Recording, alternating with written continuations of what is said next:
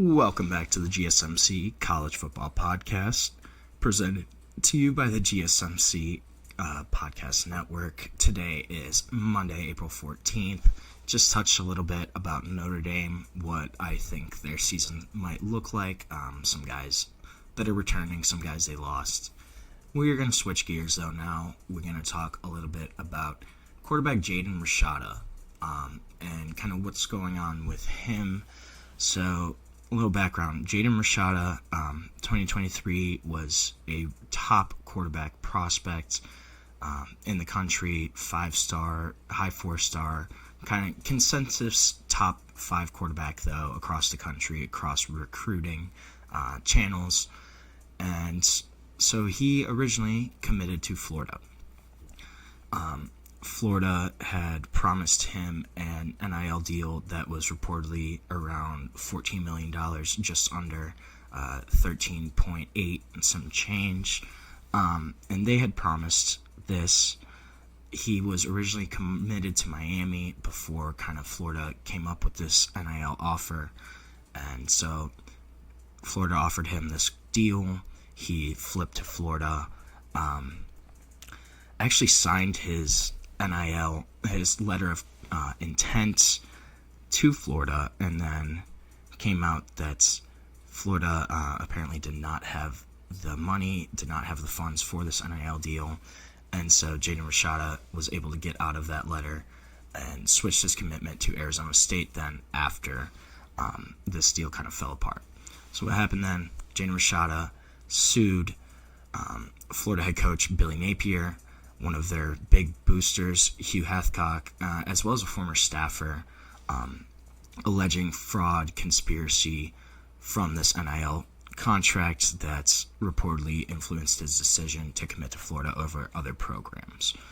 So purportedly, this NIL agreement was brokered by Hathcock through the Gator Collective, through the Gator Guard, which are both, there's two NIL entities kind of tied to Florida boosters.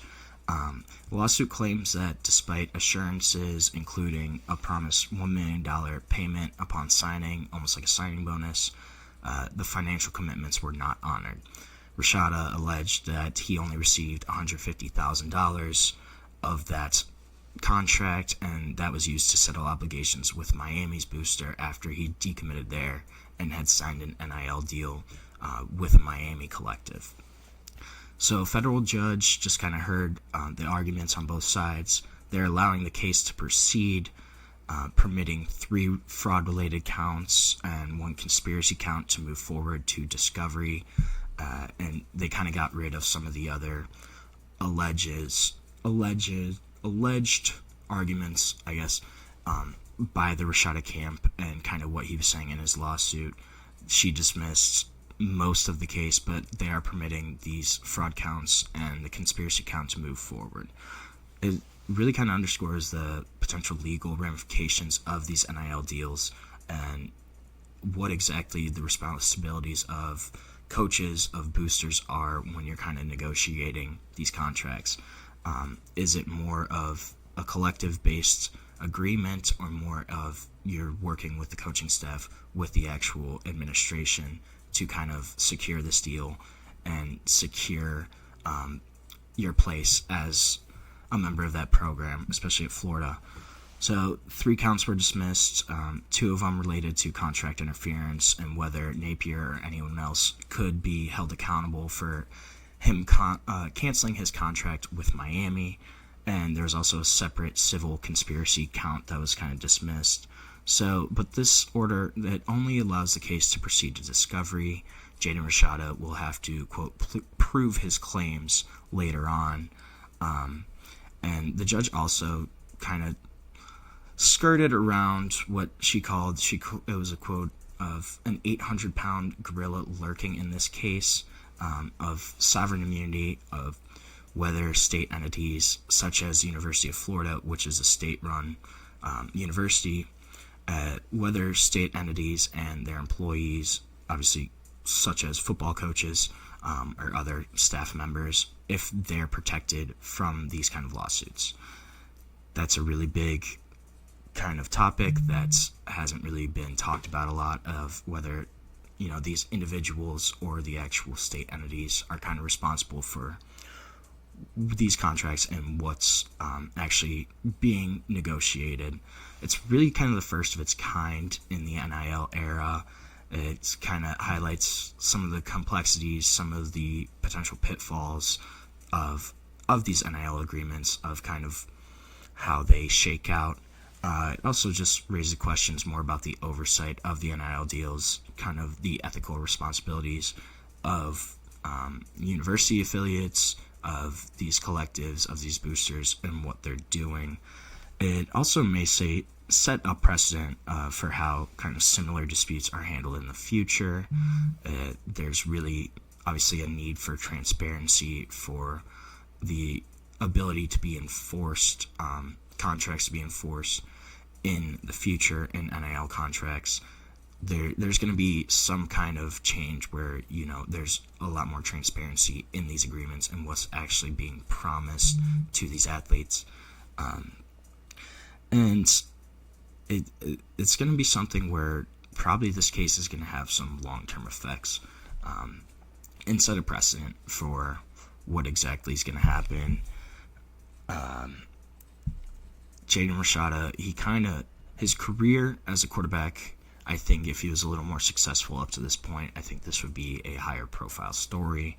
Obviously, after kind of the Florida fiasco, switched gears, committed to Arizona State, was at Arizona State for a season, didn't get any playing time there, lost out to Sam Leavitt. Then he transferred to Georgia. Georgia didn't really play last year, played in a game or two, I believe, got an appearance kind of in garbage time. But now Jaden Rashada has gone from a 5-star recruit that was being looked at by Miami, Florida, Arizona State, Georgia, these big power schools. And now he's reportedly in contact with UConn, Tulane, Western Kentucky. Those are the big 3 schools that I've heard in connections with Jaden Rashada. Just kind of showcases how far, your pedigree can fall as a recruit, as a player. Just 2 years ago, he was one of the most sought-after quarterbacks in the country. Now he's being looked at by a group of 5 programs that, obviously Tulane, Western Kentucky, they've had some success in the past few years recently, but it's not on the same level of a Georgia, of an Arizona State, of a Miami, of a Florida. I wonder if any of the schools that are interested in him right now, if kind of this NIL lawsuit has had any factor, any role in if a program is going to go after Jaden Rashada. He's still not signed right now. I believe he's still technically at Georgia. He obviously was in the portal, but he doesn't really have a clear path as an NCAA quarterback. The TJ Finley at Tulane potentially opened the door for him to go there and potentially be the quarterback there. But again, that's not set in stone. I'm not really sure where he's going to end up. This is a guy that really had a lot going for him coming into college, and it's kind of all gone by the wayside, just in terms of playing time, in terms of off-the-field stuff.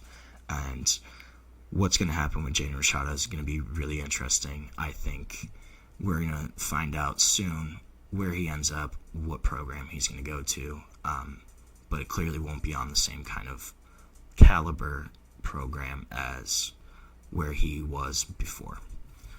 So we're going to take our last break of the show now, and when we come back, we are going to rank the Power 4 conferences. These are going to be my rankings, what I think personally about the 4 power conferences.